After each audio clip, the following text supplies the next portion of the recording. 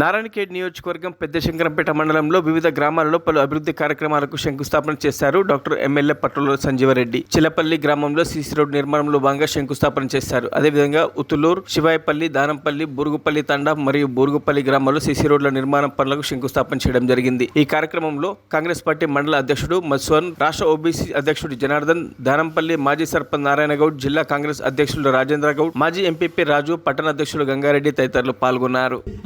భూములో ఆ రోజు కేవలం 1000 రూపాయలు విలువ చేస్తుండే.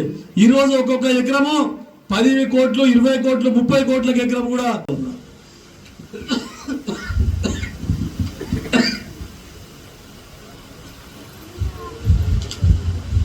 నాకు అత్యధిక మెజార్టీ ఇచ్చారు. శంకరంపేట మండలంలో అత్యధిక మెజార్టీ ఇచ్చారు. బూరుగుపల్లిలో కూడా చాలా మెజార్టీ ఇచ్చారు.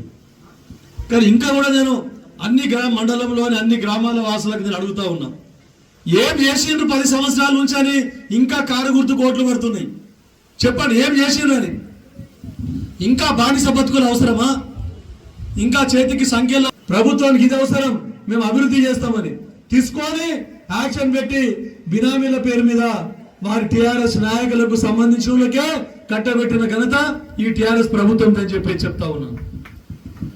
అటువంటిది మనం కాంగ్రెస్ ప్రభుత్వం వస్తే అన్ని ఇందిరమ్మ రాజ్యం వస్తుంది, గరీబోళ్ళు మంచిగా బతుకుతారు, అన్ని విధాల సంక్షేమ పథకాలని చెప్పేసి 6 గ్యారెంటీలు తీసుకొని వచ్చారు.